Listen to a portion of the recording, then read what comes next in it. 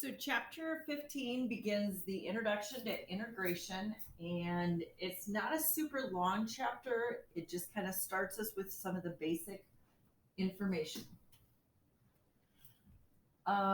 So the opening problem is kind of just getting you to think about ways to find the area, the shaded area in between the curve here, and the x-axis. Okay, so if we want to consider f of x equals x squared from the opening problem, and we want to estimate the area enclosed between x squared from 0 on to 1, it says, what if we divide the shaded area into equal strips? Four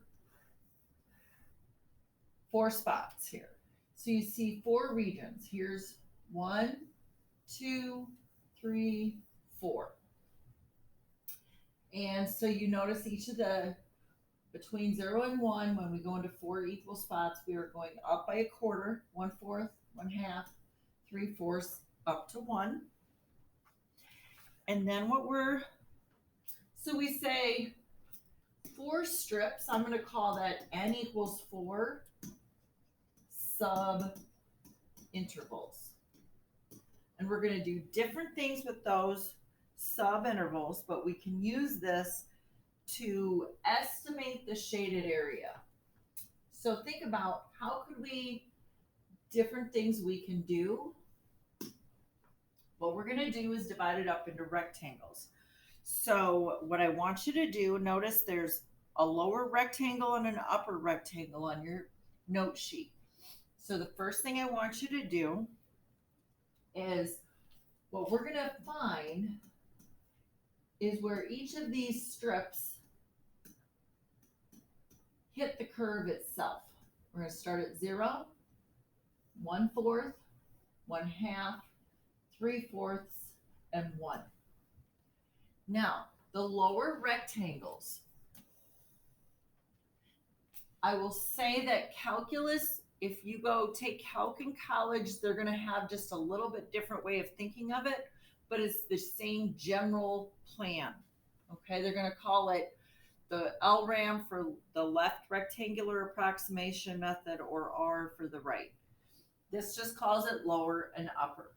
Okay, so the lower are always going to be rectangles that are below the curve itself. Your lower rectangles, this is going to be an underestimate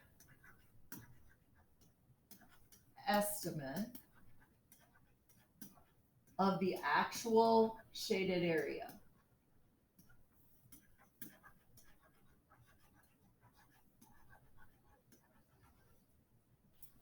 Okay, so, I gotta start with this one.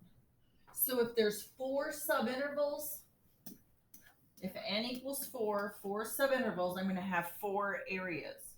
Now that might be a little misleading to you, because notice what's the height, how tall did this get at 0 is 0. So each rectangle, first of all, your area of a rectangle is just length times width. Notice each width is 1/4. Now I want you to think about, if I'm going from 0 to 1, you find this width, if it's constant, taking 1 minus 0, dividing by the subintervals. So the distance from here to here divided by the subintervals, that's really where your width comes from. But you can just see that from the picture. Okay, so to calculate the actual area of each of the rectangles, we have to calculate where x is 0, where x is 1/4, where x is 1/2, where x is 3/4. Notice I'm not going to use where x is 1, because that would make a rectangle that's out of the shaded area. All right, So we estimate the area by taking the width, 1/4, times the height. Well, what's this coordinate point here is 0, 0. So the height is 0. Plus the width, 1/4. What's this coordinate point here is 1/4, 1/16. So the height of this second rectangle is 1/16. You're using the x value to decide what the height is, but you're plugging this x value into the equation to figure out how tall it is. Plus the area of this rectangle is 1/4, and what's the height? If I plug 1/2 into my equation, I get 1/4 plus the width, 1/4, times, this time 3/4. This point is 3/4, 9/16. So the height is coming from the y values, and we're figuring out which y values to use from each x value. We're starting at 0, and we should have 4 areas. All right. We just multiply, add them all together, and we're going to get a decimal value of 0.219. That's an underestimate of this shaded area. All right, we can also do an overestimate because our upper rectangles will be above the curve. So let's consider each of these 5 points where they hit the curve. We're still using 0, 1/4, 1/2, 3/4, and 1. To go above them, I'm going to start on the right side and go right to left, making my rectangles this way. So where it hits the curve, go over, making my rectangles. Start where it hits the curve, making the rectangles. Now I don't use this last one because that would push me out of the shaded area. Now, in the lower rectangle case, I used the first y value, not the last. Okay, so your pictures will help you with this. And this one, in this case, I'm using the last, but I'm not using the first because it pushes it out of the shaded area. So I'm going to say use the last y value, not the first. Okay, so we're going to go through the same process and find the area of the 4 rectangles. 1, 2, 3, 4. Notice the width is still 1/4 for each rectangle. Notice 1/4, 1/4, 1/4, 1/4. To calculate the height, that's my y value when x is 1. See, this coordinate point here is 1, 1. So to calculate this area, I'm going to take the width of 1/4 times 1. Plus, let me change colors, see if this helps. Now I'm going to calculate this area. The width is still 1/4, but to find the height, I'm going to plug this x value into my formula of x squared. So when x is 3/4 is hitting the curve, this y value, the width times the height, 9/16.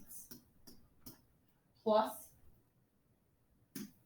this is 1/4 to calculate this area. I'm going to plug 1/2 in to x squared and get 1/4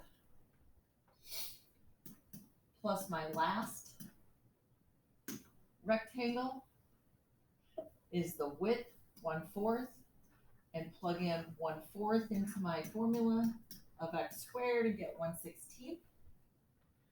Then I'm going to multiply, add them all together.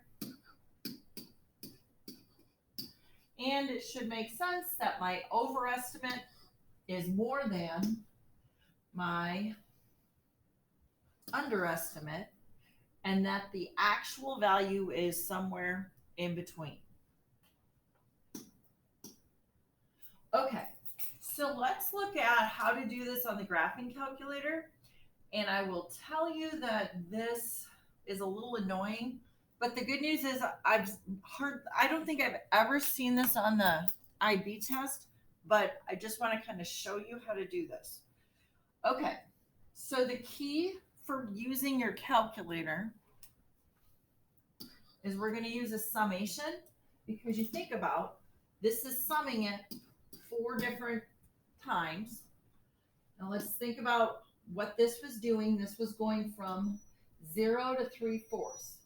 Now what's important here is when using the sigma, we have to use whole numbers. So this is going from 0, 1, 2, 3.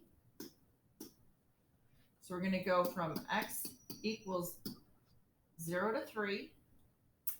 And we're going to do 1/4 times, and I'm going to take my x number divided by 4 squared.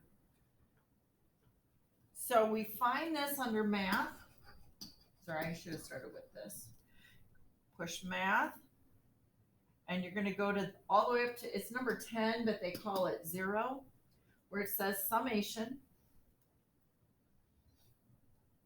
Fill in x equals 0 to 3.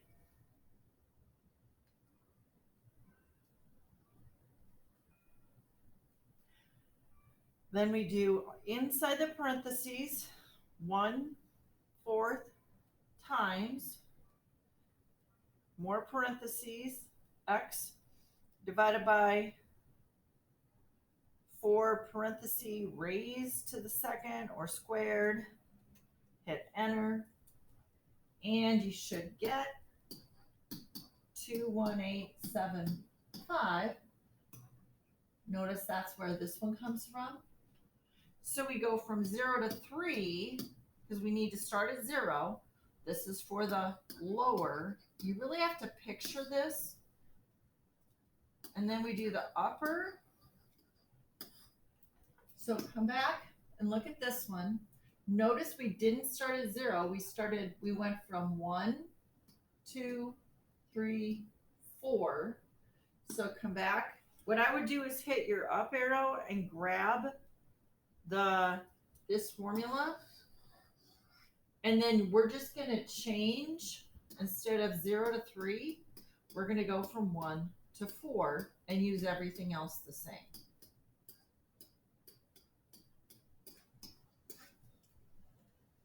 And let me do that. So the only thing that really changes is the values here and here where we're going from between your upper and lower.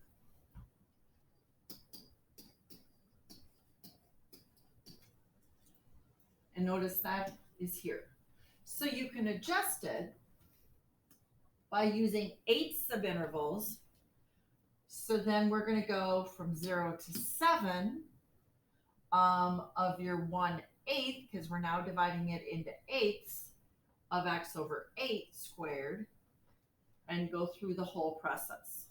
Okay?